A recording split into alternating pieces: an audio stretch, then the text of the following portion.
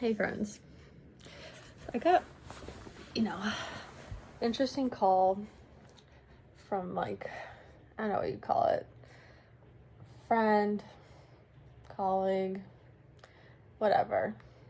Someone that I do like for a long time, done kind of some consulting stuff work. Now I still do here and there as needed.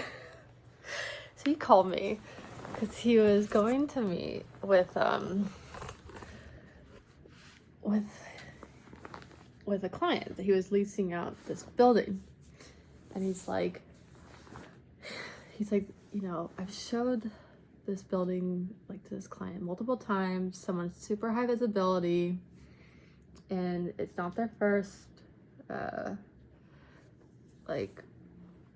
startup, and this, and they want the entire first floor of this building, and the space is currently not leased below them, and they'll lease it at the ask, everything, and they're jazzed about it, but only if kind of with some assurance or guarantee that no one else will lease the entire floor below. And that's that's not very realistic, right? And so he's like, yeah, just wanted to call, I'm driving in, it's probably a wrap, but so I want to know if you had any wizardry ideas. And I was like, well, I kind of do. So as he was talking, right, it's what's the number one human condition, right?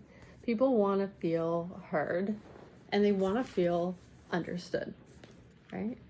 So it's so when you approach him, right, you have to, first off, that he's really interested. He's a stuffy. A stuffy is what I call I use it endearly. People who are super high up, surrounded by yes men, and they kind of they have more barriers or whatever. You gotta break them down. So I don't know why I call them that. Like a stuffed animal, but not, I don't know. And I was and so that's the approach. Instead of telling him hey, yo, bro, back to earth, please, right? No. Put his hat on. Walk in there like that. And make this a we problem. Not a you problem or a me problem. Make this a we problem, right? And so you walk in there, right? And you say, I have a really good feeling about you. I've seen the work that you've done. You talking about your plans for this next whatever. And you already know the history of this building and the XYZ who have come before you. And, I've been, the broker on this building for X years, and I've seen incredible things come out of this space. I gotta tell you, it's not only, the great minds that come through here, or the proximity to all of these amazing resources.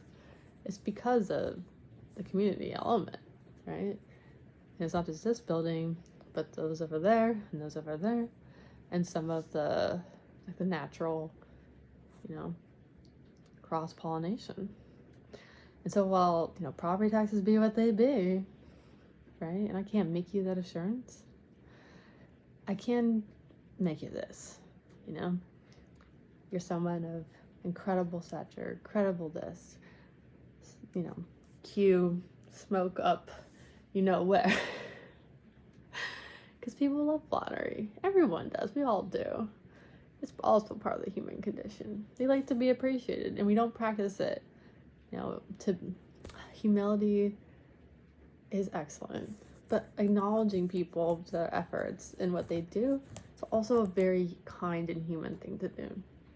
And this guy deserves it too. He's done incredible things. He's an incredibly smart person, And people don't have to walk on water and be Jesus for you to appreciate them. you know, and say, you know, you can, and whether it's, you know, you helping me on this endeavor, or, you know, leveraging your network to ensure that it's the right fit for you, or meeting all of the whatever, I can make you the assurance of this, you know, here or community.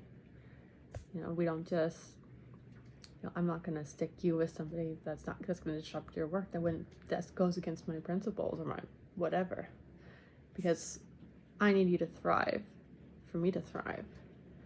And so make it a we problem. Understand what he's, first and foremost, acknowledge his issue and make him feel hurt, and flip the script, right? Because these guys, like, they run in the same circles too. And that might spark an idea of like, hey, I want to be next to my bro over here, because it's right. If we have our